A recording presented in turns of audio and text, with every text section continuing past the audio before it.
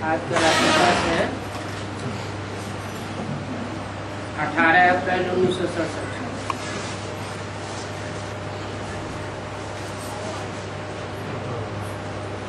18 अप्रैल 1967 का रात्रि क्लास। पूछा, किसकी याद में बैठे हो और किसके इंतजार में बैठे हो?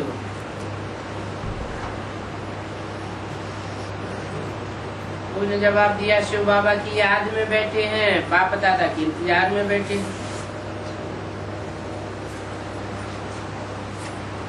ठीक है, याद तो शिव बाबा को ही करना है। इस समय बाप दादा का इंतजार है। इस समय 67 में बाप दादा का इंतजार है। माना बाप कौन हुआ, दादा कौन हुआ?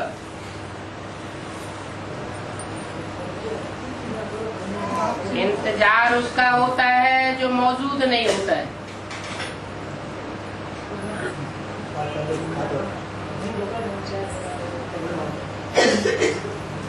शिव बाबा को याद करना है, वो तो ठीक।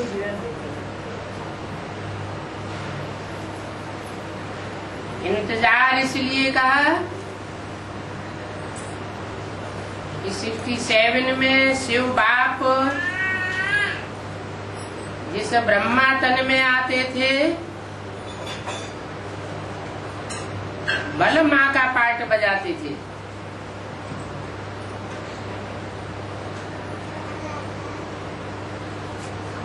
तो भी बूढ़े तन में होने के कारण बाबा कहा जाता। और इंतजार इसलिए कहा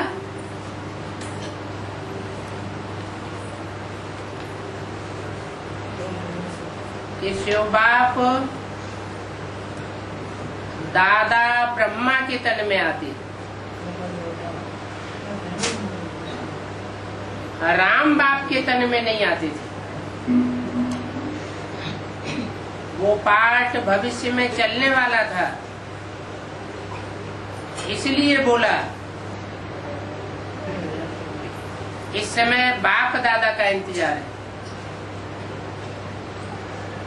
माना बाप राम बाप और दादा कृष्ण की सोल, दादा लेखराज ब्रह्मा की सोल, दोनों कंबाइंड होकर के जब पार्ट बजाते हैं तो बाप दादा कहा जाता है। क्योंकि बाप को सवारी जरूर चाहिए।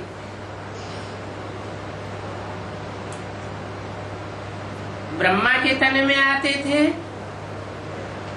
वो तो माँ का रूप था।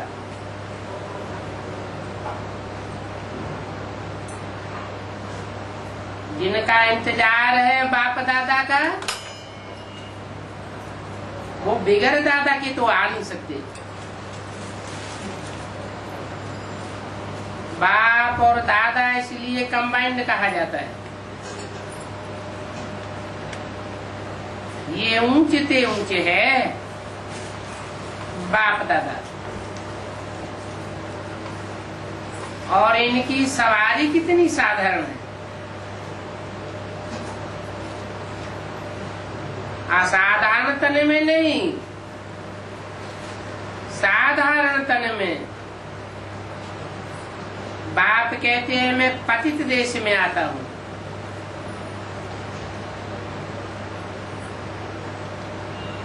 ये पराये रावण का देश है। ये कोई समझते नहीं है कि हम कोई रावण के पतित देश में। अभी तुम हो पावन बनने के देश में। तो पावन बनने का देश अलग हो गया। उस देश को कहा जाता है संगम। और युगों में ये बातें बोलने की नहीं होती हैं। इस संगम युग का सिवाय तुम ब्राह्मणों के और कोई को पता नहीं।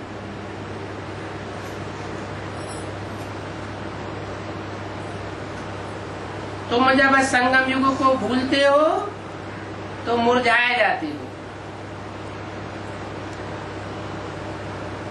जब समझते हो संगम युग पर है तो खुशी आ जाती है।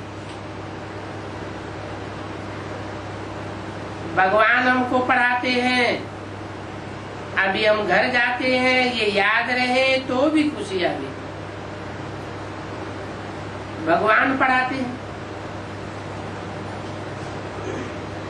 हम गॉड फादरली स्टूडेंट हैं।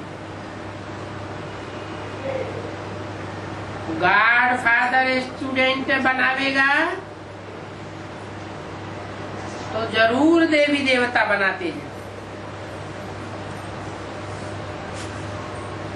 अंदर खुशी हो और बाप की याद रहे, पुरुषार्थ भी रहे कि हमारी कहीं भूल चूक न हो जाए, तो अपने ऊपर खबरदारी रखनी होती है।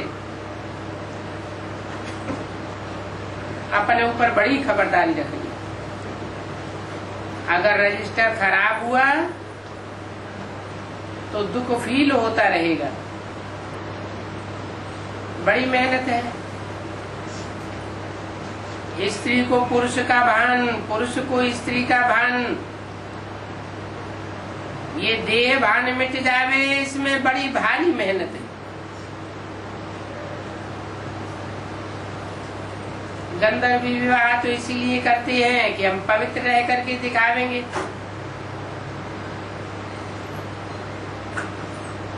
आदत तो पड़ी नहीं है, परंतु जो इकट्ठे रहते आए हैं स्त्री पुरुष, उनको तो फिर जास्ती मेहनत लगती है। अगर वो पवित्र रहे तो सर्विसेबल तीखे भी हो जाए, ऐसे फिर ऊंच पद पाए सकते हैं। उनको बाबा की आफरीन है। कुमार कुमारी तो रह सकते हैं, बल कहेंगे कि कुमार कुमारी भी खराब हो जाते हैं। इस अवस्था में अगर अडोल साक्षी होकर के ड्रामा की ढाल पर चले, शरीर निर्वाह भी करे, ईश्वरीय सेवा भी करते रहे, तो पद बहुत ऊंचा पा सकते हैं। जैसे आगम निगम कहते हैं कि प्रोग्राम बनाता हूँ, गांव गांव में पैदल सर्विस करता जाऊं,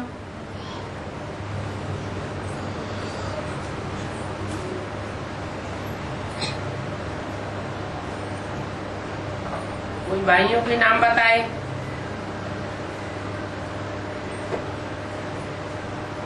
अब आगम निगम वेद शास्त्रों को कहा जाता है। वेद ब्रह्मा के मुख से निकलते हैं। उन वेदों की ऋचाओं का फिर शास्त्रों में व्याख्यान दिया जाता है, तो कहा जाता है आगम निगम। तो ये दो भाई हो गए, आगम जो अगम्य है, जिनकी गहराई को सामान्य मनुष्य नहीं पा सकते।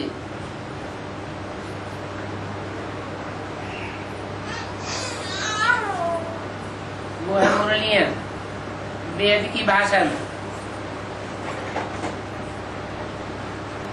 मुरली का वास्तविक अर्थ क्या है? ब्रह्मा के शरीर छोड़ने तक और बाप की प्रत्यक्षता वर्षा आने तक कोई को पता नहीं था ये मुरली के महावाक्यों का असली अर्थ क्या है?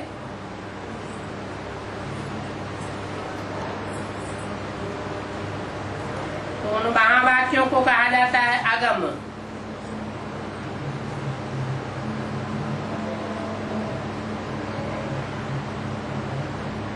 फिर बाप के प्रत्यक्षता वर्ष में उस मुरली का रहस्य खुलता है।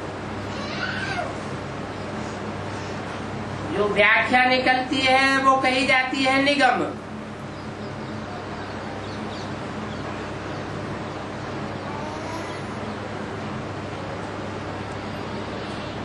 उनका प्रोग्राम बताया। वो अगम निगम कहते हैं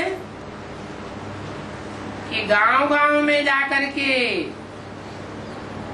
प्रोग्राम बना करके पैदल सर्विस करता जाऊं। डर की तो कोई बात नहीं है।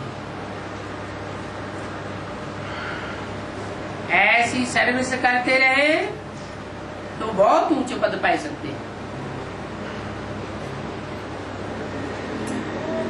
ब्रह्मा बाबा के सामने कोई हद में आगम निगम के भाई बैठे थे। शिव बाबा ने उनका निमित्त बेहद की बात बताई थी। ये रामकृष्ण की आत्माएं हैं। कृष्ण की आत्मा के द्वारा गीता सुनाई जाती है। गीता का रहस्य नहीं सुनाया जाता। और राम की आत्मा के द्वारा शिव बाबा टीचर बन करके उसे गीता के रहस्य बताते। वो रहस्य मंथन करके निकलता है। इसलिए बोला था कि अभी गीता ज्ञान अमृत नहीं कहेंगे। अमृत तो मंथन करने से निकलता है। तो जब तक बाबा जीवित रहे मुरली के महावाक्यों का कोई मंथन नहीं हुआ था। उनके शरीर छोड़ने के बाद फिर मंथन की प्रक्रिया शुरू होती है। और उससे जो अमृत निकलता है, सार निकलता है, व्याख्या निकलती है, उसको कहा जाता है गीता ज्ञान अमृत।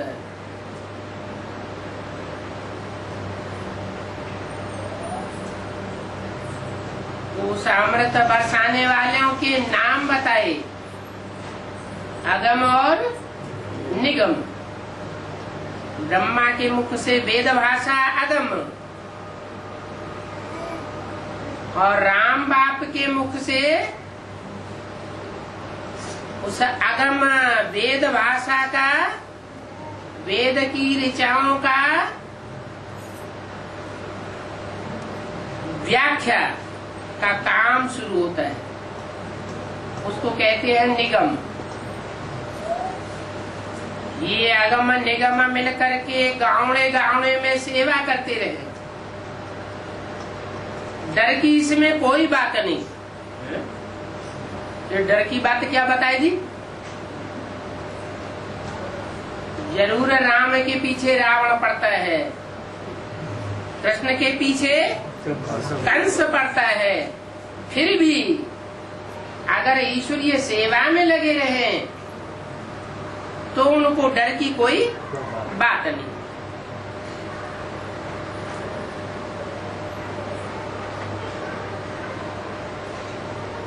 पैसे आदि की भी कोई बात नहीं है।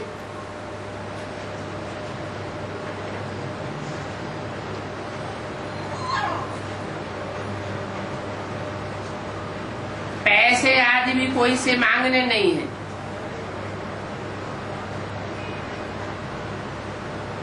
अगर कहें तो कहो हेड ऑफिस में भेज दो। कोई को मना भी नहीं करना है कि हम तुम्हारा नहीं लेंगे।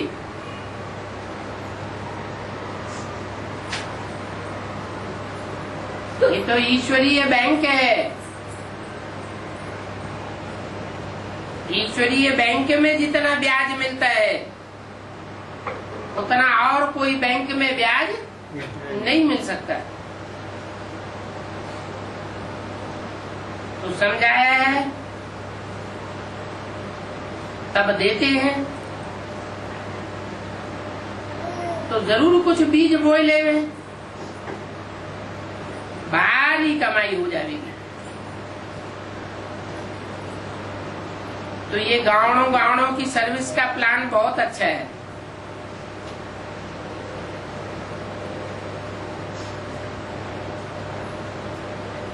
दो तीन बच्चे हैं जिनको ये शौक है।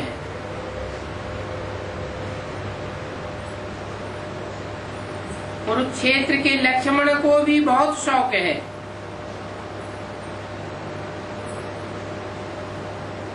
लिखते हैं कि ये जिस्मानी सर्विस छुड़वाए दो तो मैं रूहानी सर्विस में लग जाऊं। दोनों स्त्री पुरुष जोड़ी है जो इस सर्विस में लगे रहे। गृहस्थ व्यवहार में रहकर के, योग में रहकर के सर्विस करते रहे तो उनकी महिमा बड़ी भारी निकलेगी। बाबा को जोड़ियां बहुत चाहिए। क्यों? जोड़ियां इसलिए चाहिए, इस विद्यालय का लक्ष्य ही है नर से नारायण और नारी से लक्ष्मी की जोड़ी बनाना। ये प्रवृत्ति मार्ग का ज्ञान है, कोई सन्यासियों का ज्ञान नहीं है।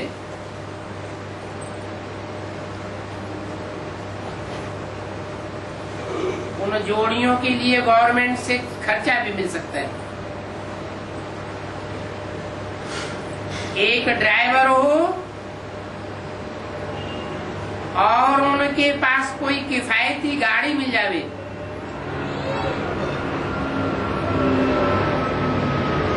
तो ज्ञान रत्नों की प्रदर्शनी को साथ में लेकर चारों ओर चक्कर लगाती रहे।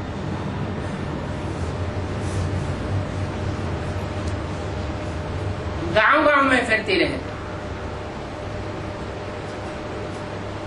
एक दिन ऐसा भी निकलेगा, ऐसा जो गांव गांव में चक्कर लगावेंगे, परंतु सर्विस का शौक चाहिए। बाप कहते हैं कि तुम बेहद के बाप के बने हो, तो तुमको अशरीरी होकर के बाप को याद करना चाहिए। इसमें तुम्हारी कमाई है। भक्तों की कमाई नहीं होती है। भक्त तो दर्शन करते हैं, दीदार करते हैं, साक्षात्कार करते हैं। यहाँ साक्षात्कार की बात नहीं, दर्शन की बात नहीं, यहाँ तो याद है। भक्ति मार्ग में कीर्तन करते हैं और ज्ञान मार्ग में याद करते हैं।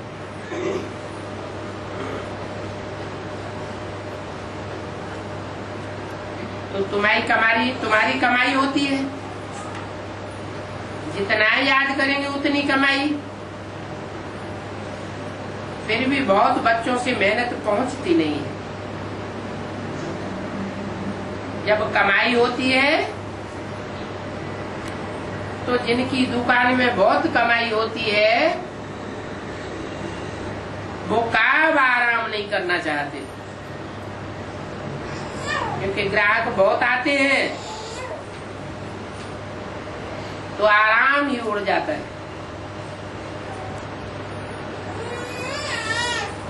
व्यर्थ की कमाई है। माया तो चक्कर लगा करके उल्टा सुल्टा काम कराती ही रहेगी।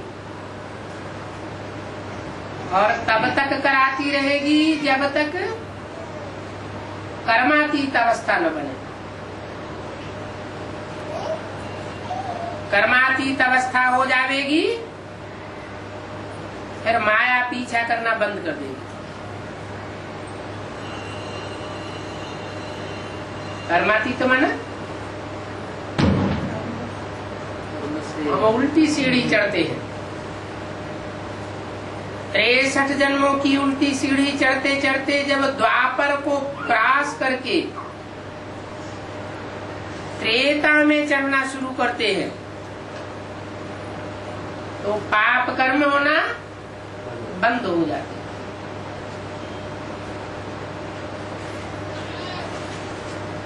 उस समय कहेंगे कर्मातीत अवस्था, विकर्म बन नहीं सकता, ऊंचा ही ऊंचा उठते जाएंगे।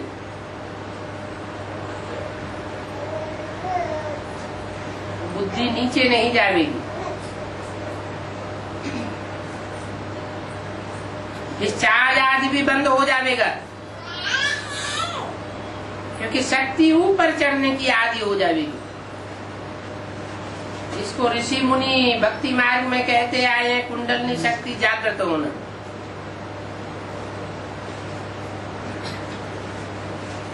ऐसे कोई कुंडलनी शक्ति होती नहीं है।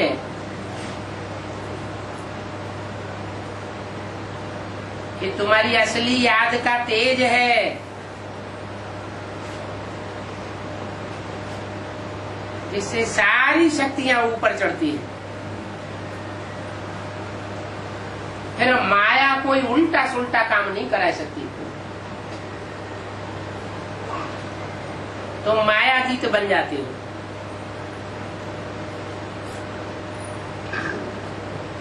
ऐसी कर्मातीत अवस्था बनाने में बहुत सोए पड़े हैं।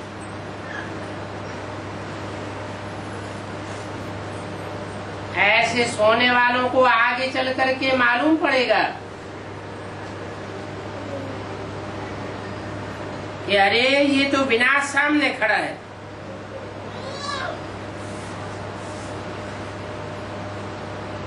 तुम देखते रहेंगे कैसे बांस गिरते हैं।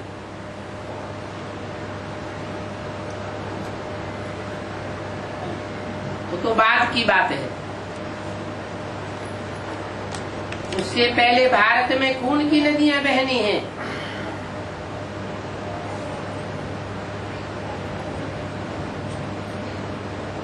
वहां विदेशों में बम लगा करके एक दूसरे को खत्म करते रहेंगे।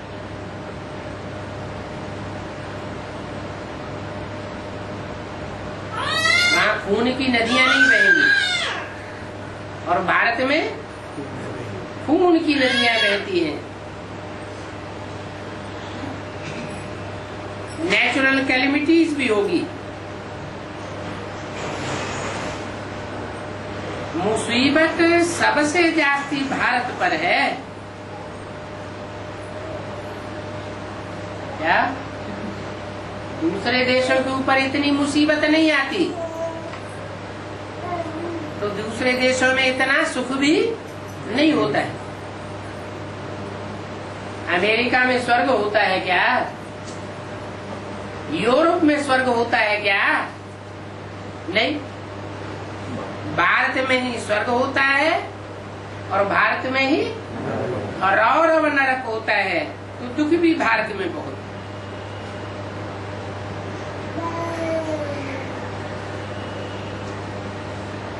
कोई कोई भक्ति में बहुत पैसे बर्बाद करते हैं।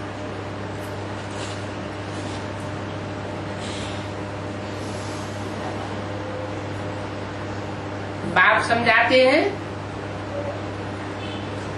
अब तो तुम्हें ज्ञान मिल गया,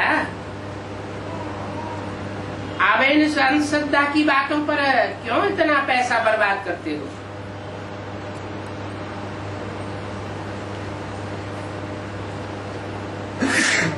वो भक्त फिर समझते हैं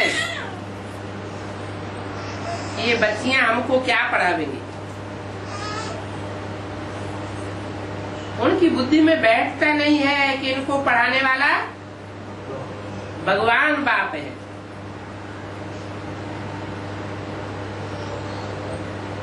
कोई पढ़े लिखे हैं, धनवान हैं, ऊंच मान मर्तबा वाले हैं, तो ज्ञान सुनते सुनते लड़ पड़ते हैं।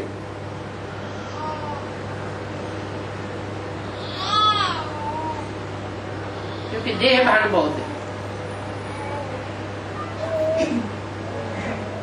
इसलिए गायन है गरीब निवाब। इसको मिलता है, गरीबों को मिलता है। गरीब ही यहाँ आते हैं। मल्टी मिलियनर्स उनकी बुद्धि में तो बैठ न सके। अगर उनकी बुद्धि में भी बैठ जावे तो आवाज निकल जावे, परंतु ड्रामा में नूद नहीं है। ये ड्रामा ऐसा बना हुआ है कि गरीब ही पहले निकलेंगे। गरीब साहूकारों से जास्ती मर्तबा पाई लेते।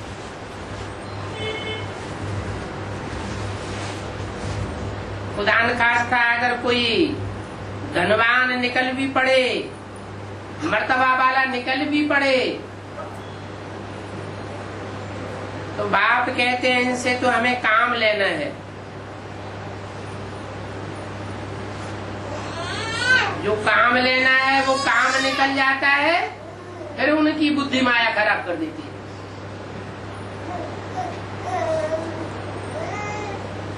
तो फायदे में कौन हुए?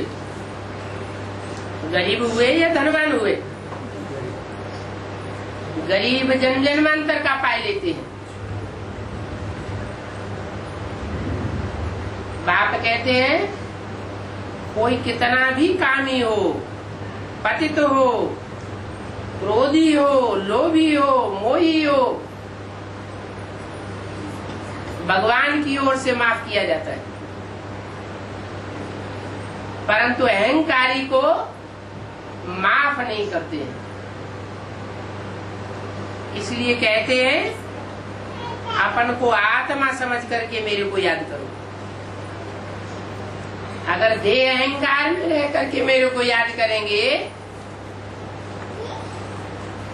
तो एक तो याद ही नहीं आएगा।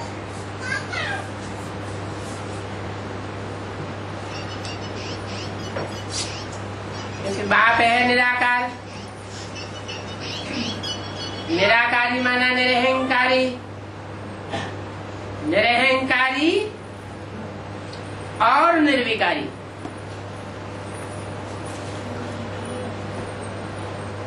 तो ऐसा देह भान छोड़ने वाले खुद बनेंगे तो बाप जैसी अवस्था बच्चों की भी बनेगी। अच्छा, बच्चों को गुड नाइट।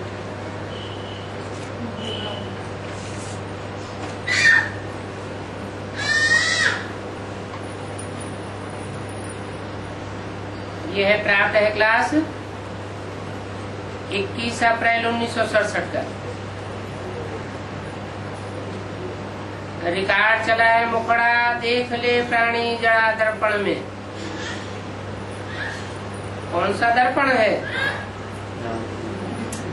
तो ऐसे ही गीत गाए देते हैं, अर्थ तो समझते नहीं है।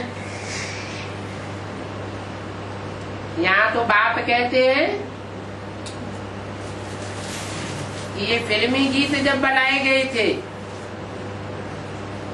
तो उनकी बुद्धि को भी चलाने वाला बाप था। गीत बनाने वाले इनका अर्थ नहीं जानते, बाप उनका अर्थ बैठ करके समझाते। जब भगवान बाप संगम युग में आते हैं तो कहते हैं कि हे प्राणी, मैं जो तेरे को ज्ञान दर्पण देता हूं। इस ज्ञान दर्पण में तू अपने मुखड़े को देख ले।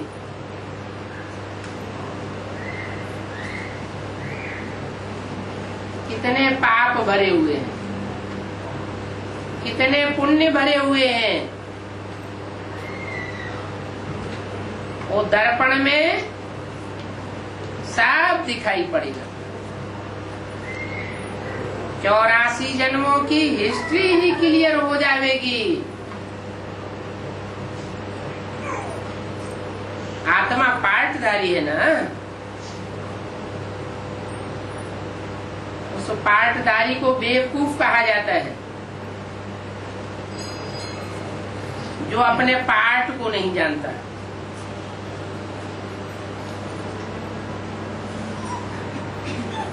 बाप आकर अभी वह दर्पण देते हैं, जिस दर्पण में तुम अपने 84 जन्मों को जान सकते हो।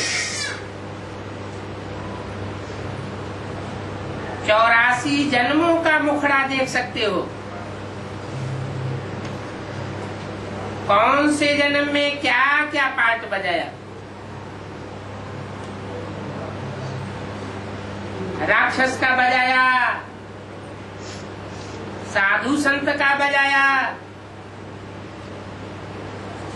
दैत्य का बजाया, मनुष्य का बजाया।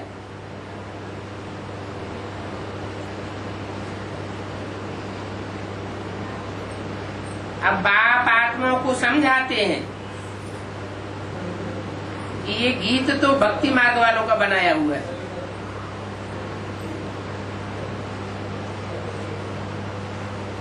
धीरे धीरे आगे चल करके ये गीत बजाना भी बंद हो जाएगा। आगे चल के माने कब?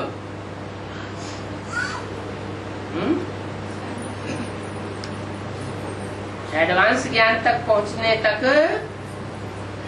ये बुद्धि में बैठ जाएगा कि बाप कहते हैं महाभारी महाभारत विनाश सामने खड़ा हुआ है। सारी दुनिया का विनाश सामने खड़ा हुआ हो तो गीत बजाना शोभेगा क्या?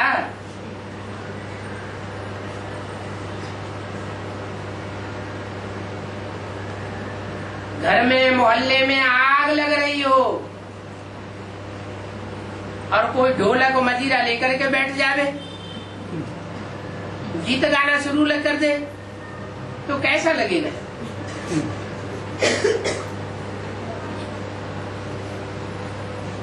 इसलिए बाप कहते हैं कि जैसे जैसे तुम बच्चे समझदार बनते जावेंगे वैसे वैसे ये गीत आदि बजाना बंद कर देंगे।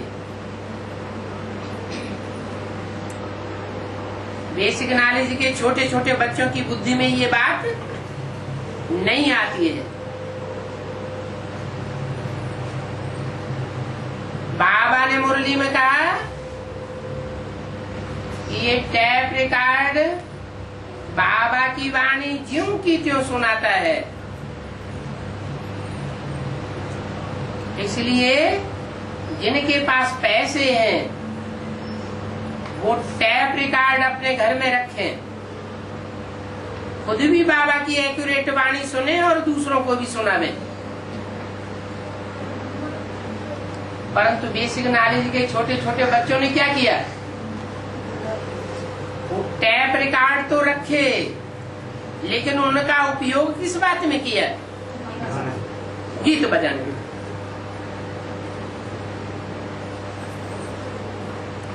बड़े अच्छे अच्छे गीत बनाए जो दुनिया वालों के कानों को लुभाए ले।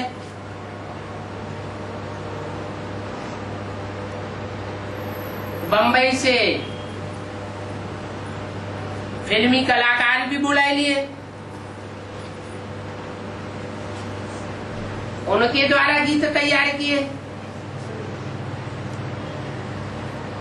परंतु ये सब बच्चा बुद्धि की बातें हैं।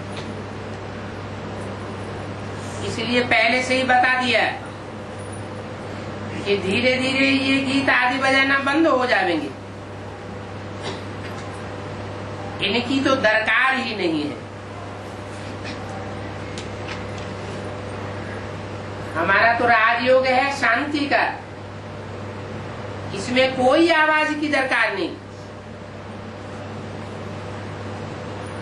ये कोई आर्टिफिशियल याद नहीं है। बच्चा माँ को याद करता है, माँ विलायत में गए हुए अपने बच्चे को याद करती है, बाप बेटे को याद करता है। तो कोई गीत सारंगी आदि बजा के याद करता है?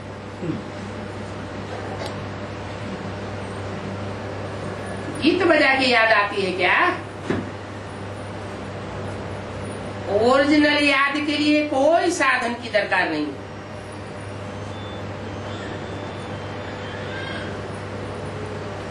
तो उन गीतों की दरकार ही नहीं है। ये तो सिर्फ इनका सार समझाया जाता है।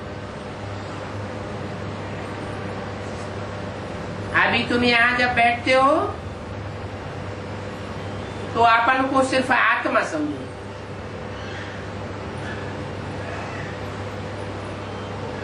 आत्मा समझते हुए देह भान को छोड़ दो।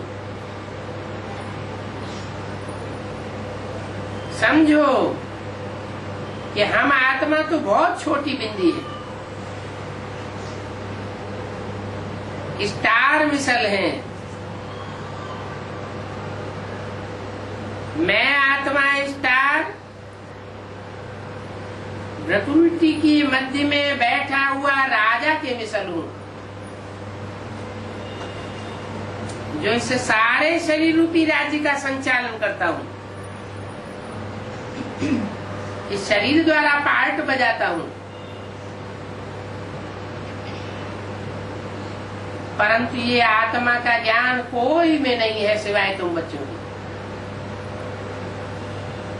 तो जिसके पास कोई स्पेशल चीज हो तो उसकी कदर करनी चाहिए ना, टाइम वेस्ट नहीं करना चाहिए ना।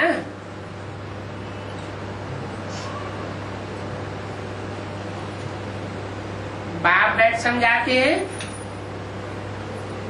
अपन को आत्मा समझ मुझ बाप की याद में बैठना है।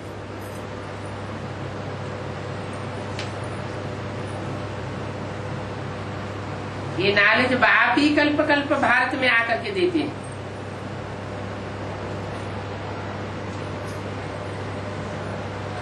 भारत में ही आकर के क्यों देते हैं?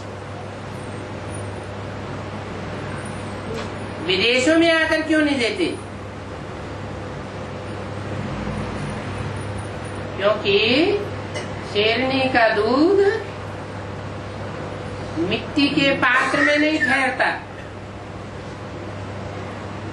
मिट्टी माना देह अभिमान।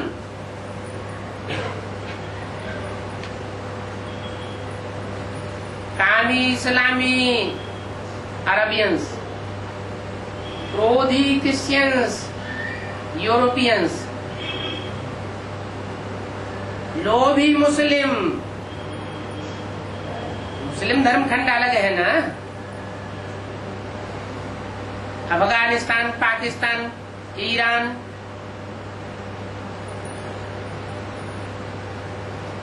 इन्होंने कितने आक्रमण किए, लोभ के वशीभूत होकर के भारत को तहस नहस किया।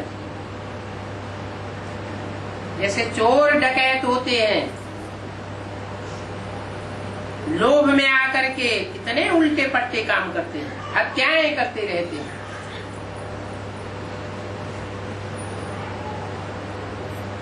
तो इन विदेशों में मैं नहीं आता हूं, मैं भारत देश में आता हूं। क्यों? क्योंकि यहाँ पवित्रता का बहुत मान्यता है, और दूसरे देशों में पवित्रता की इतनी मान्यता नहीं है। यहाँ जितनी कन्या माताओं की प्योरिटी की संभाल होती है, उतना दूसरे देशों में संभाल नहीं होती है।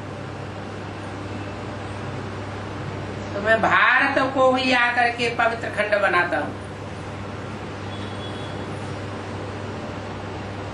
तो हमेशा अपन को समझना चाहिए कि मैं आत्मा हूँ, आत्मा ही सारा पार्ट बजाती है।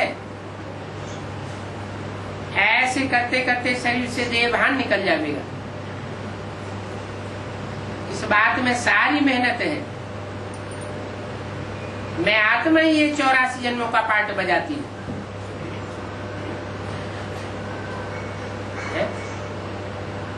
आत्मा ही बजाती हूँ, और जो 84 जन्मों का पार्ट नहीं बजाते हैं वो आत्मा नहीं है, नहीं है। जिनके 83 जन्म है, 82 जन्म है, कम जन्म है, वो पक्की आत्मा अपने को समझ नहीं सकते, अंत तक देहभान में आ जाते हैं और अंतमते सो गति हो जाती है।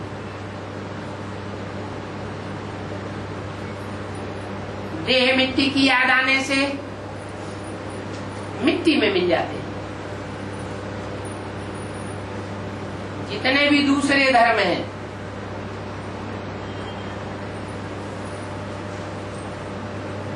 उनमें उनके फॉलोअर्स जब प्राण छोड़ते हैं तो शरीर को मिट्टी में दबाया जाता है, और भारतवासियों के शरीर को जलाया जाता है। माने भारतवासी अपने देहभान को खाक कर देते हैं, राख बनाए देते हैं, और विदेशी धर्मों में कन्वर्ट होने वाली आत्माएं ऐसा नहीं कर पाती। कुछ न कुछ देहभान की मिट्टी रह जाती है, इसलिए वो पूरे 84 जन्म नहीं ले पाते।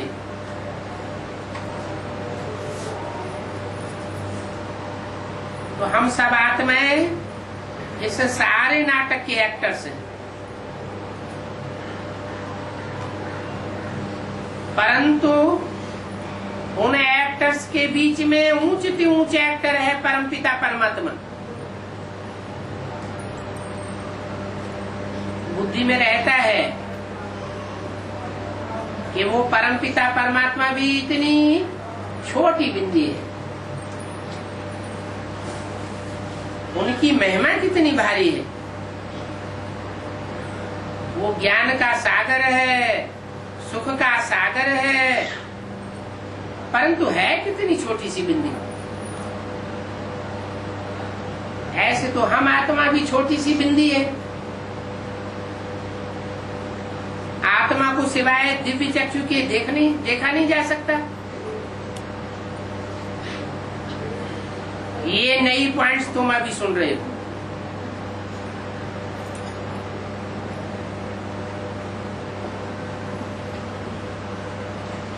दुनिया इन बातों को नहीं जानती है। तुम्हारे में भी थोड़े हैं जो यथार्थ रीति जानते हैं, और उनकी बुद्धि में ये बात बैठती है कि आत्मा छोटी बिंदी है,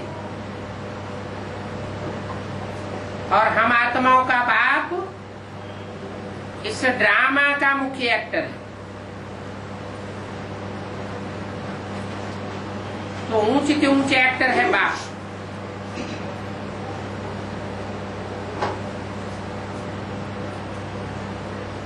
इन सब एक्टर्स के ऑक्यूपेशन का तुमको पता है।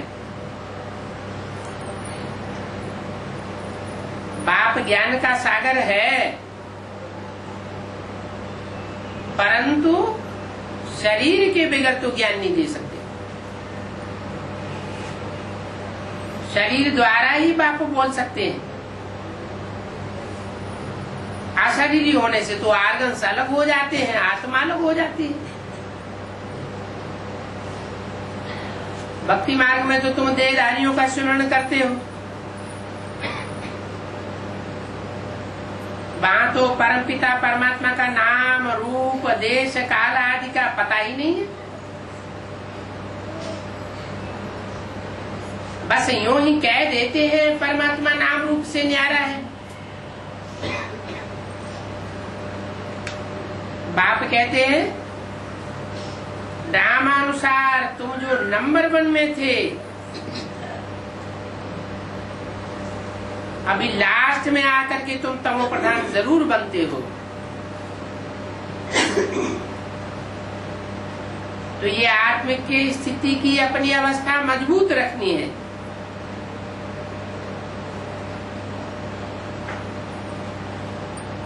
पक्का पक्का बुद्धि में बैठा दो।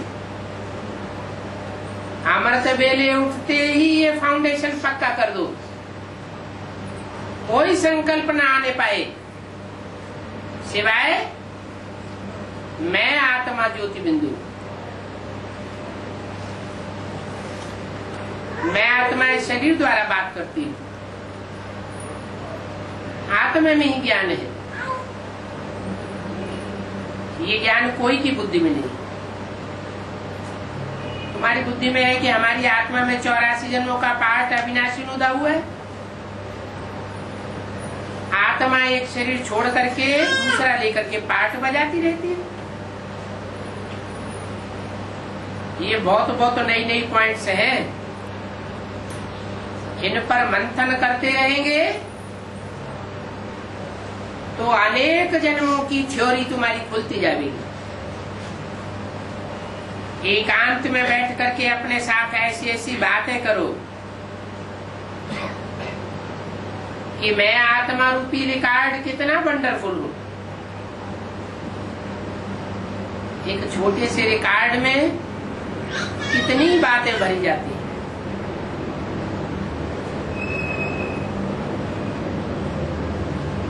पहले बड़े बड़े रिकॉर्ड होते थे ग्रामोफोन के, एक रिकॉर्ड में एक ही गीत होता था 2-4 मिनट का।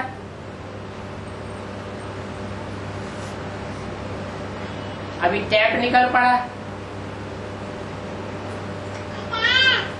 तो कितने गीत बढ़ जाते हैं। फिर VCD निकल पड़ी और ही कई गुने बढ़ जाते हैं। अभी DVD निकल पड़ा।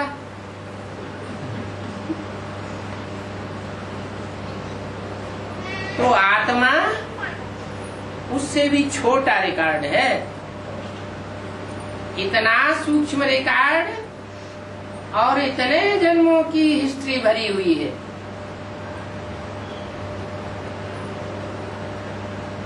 तो ऐसी अपन से बातें करते रहो, मैं बाप से सुन रहा हूँ। ये बाप की सुनाई हुई बातों की धारणा मुझे आत्मा में होती है। मुझे आत्मा में ये 84 का पार्ट भरा हुआ है। वो रिकॉर्ड तो विनाशी होते हैं और मैं आत्मा अविनाशी पाठधारी हूँ। ये बात अंदर में घड़ी घड़ी घूमना चाहिए। हम तमो प्रधान आत्मा से अब सतो प्रधान बनते हैं।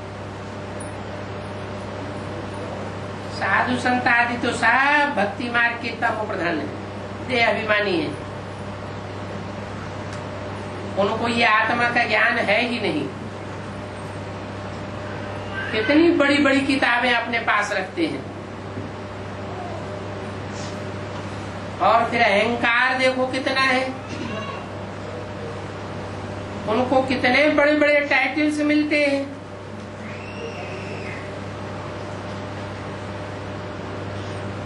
परंतु वो क्या वो उन टाइटल्स को धारण करने वाले प्रैक्टिकल में है? टाइटल धराते हैं श्री श्री 108 जगत गुरु शंकराचार्य। क्या 108 की माला बनाने वाले हैं? जो माला सब धर्मों में सिमरण की जाती है, श्रेष्ठ आत्माओं की यादगार, वो श्रेष्ठ आत्माओं की माला वो तैयार करते हैं क्या? उन श्रेष्ठ आत्माओं का संगठन बनाते हैं नहीं बनाते हैं। दूसरे धर्म वाले तो छोड़ो, विदेशों की तो बात ही छोड़ो, भारतवासी भी सब शंकराचार्य को नहीं मानते। तो फिर जगत गुरु कैसे हुए? जगत गुरु कब कहा जावे?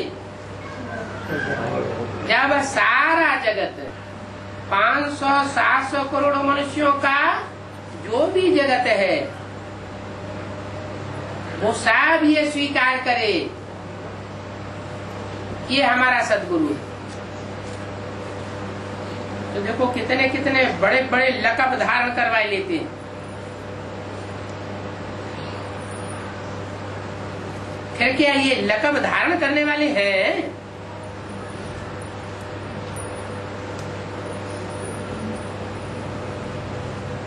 हैं तो फिर भी फकीर।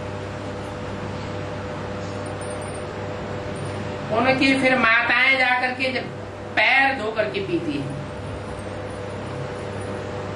कितनी अंधश्रद्धा है। वास्तव में कोई भी मनुष्य आत्मा भगवान हो नहीं सकती।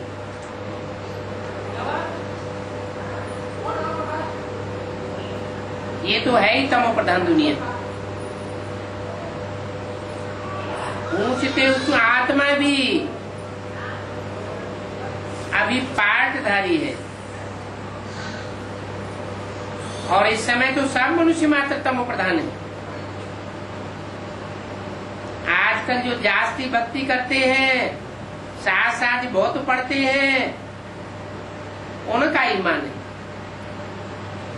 क्योंकि ये भक्ति का राज्य है।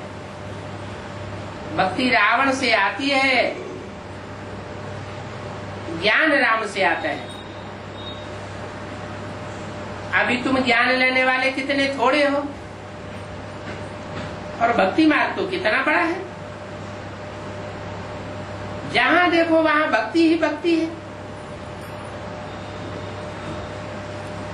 अभी तुमको तो इस भक्ति से जैसे बांस आती है।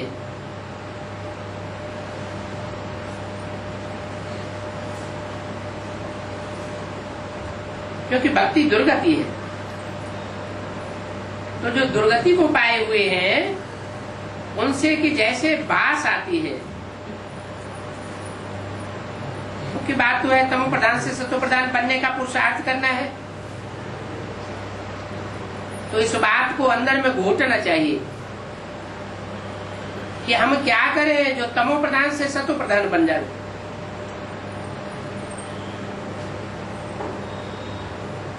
ज्ञान सुनाने और सुनने वाले बच्चे होने चाहिए।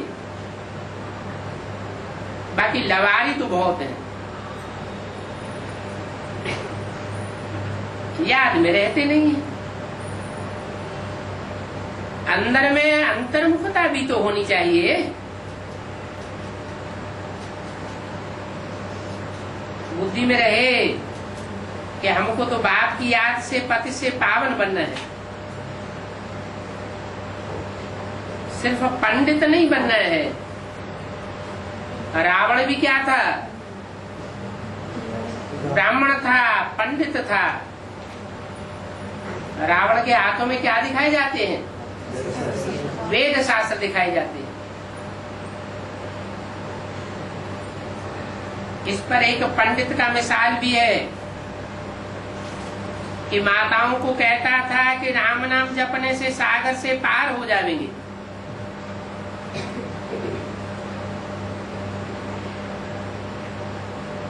फिर दिखाते हैं बुढ़िया पार हो गई और पंडित जी को पंडितपना सवार था, मुख से बोलने का, अंदर से विश्वास था नहीं, तो डूब गए। तो ऐसा लवारी नहीं बनना है। ऐसे बहुत लवारी होते हैं, ज्ञान बहुत अच्छा अच्छा सुनावेंगे, परंतु प्रैक्टिकल में फेल हो जाते हैं। यहाँ तो समझानी बहुत अच्छी है, परंतु समझाने के साथ योग भी चाहिए। कोई तो सारा दिन देह अभिमान में रहते हैं।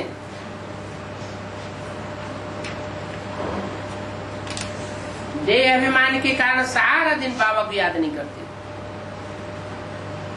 नहीं तो बाबा को चार्ट भेजना चाहिए, बाबा मैं इस समय उठता हूं 21 अप्रैल 1967 की वाणी का दूसरा, परंतु बच्चे कुछ भी समाचार नहीं देते। ज्ञान की लवार बहुत चढ़ी रहती है।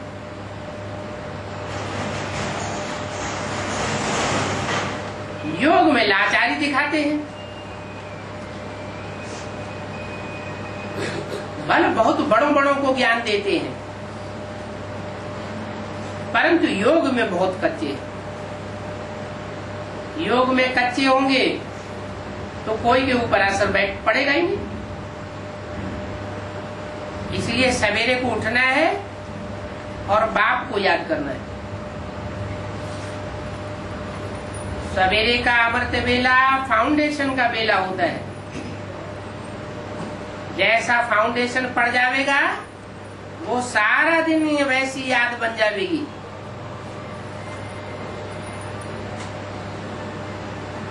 बाप को याद करते रहे,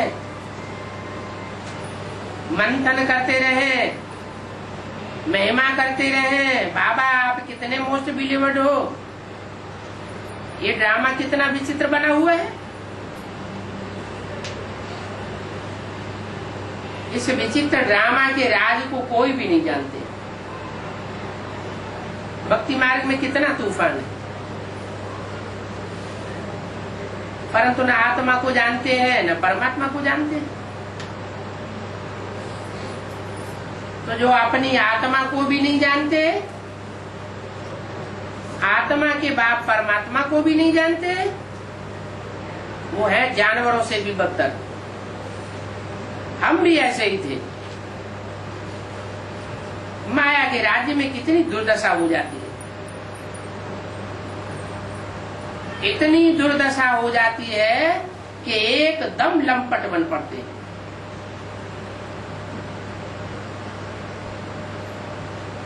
अभी तुम ही तमो प्रधान बने। ये ज्ञान तुम कोई को भी दे सकते हो कि आत्मा सतो प्रधान होती है तो देवता होती है, तमो प्रधान बनती है तो लंपट बन जाती है, राक्षस बन जाती है। कोई को भी बोल सकते हो कि तुम अपन को आत्मा समझो। आत्मा सतो प्रधान, आत्मा तमो प्रधान। अपन को सतो प्रधान बनाना है तो पहले तो इसके लिए अपन को आत्मा समझना जरूरी है। कोई से भी बात करो, उनकी भ्रकुटी में आत्मा देखने की कोशिश करो। जो गरीब हैं उनके लिए तो और ही सहज है। साहूकारों को तो मान मर्तबे का झंझट बहुत रहता है। उनके लिए तो आत्म की स्थिति में स्थित होना बहुत मुश्किल है।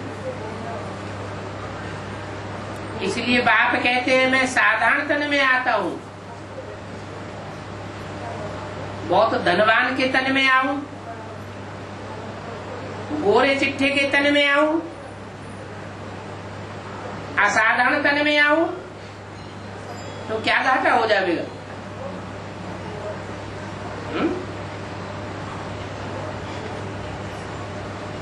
जो धनवान और मान मर्तबे वाला तन होगा तो उससे धनवान ही मिल सकेंगे, और साधारण तन होगा तो उससे सब मिल सकेंगे। मैं ऐसे में आता हूं जो न बहुत गरीब होता है, जो दर दर भीख मांगने वाला हो, और न बहुत साहूकार होता है।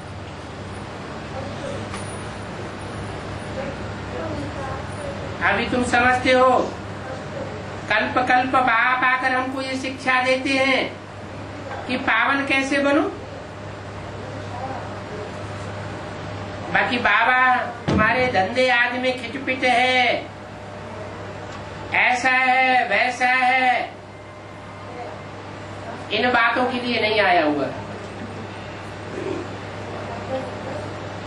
बहुत करके यह बातें सुनाते रहते हैं। बाबा हमें पर्सनल बात करनी है, फिर अपने लौकिक धंधे दौड़ी की बातें सुनाते रहेंगे। ये नुकसान हो गया, वो नुकसान हो गया। बाप कहते हैं मैं इसके लिए नहीं आया हूं। इस जन्म में ये बाटा घाटा तो तुमको सहन करना पड़ेगा। ये पूर्व जन्मों का हिसाब किताब है जो पूरा करना है। इसमें मैं कुछ नहीं कर सकता हूं। मैं तो तुम्हें भविष्य 21 जन्मों की कमाई कमाने के लिए आया हुआ। ओम शांति।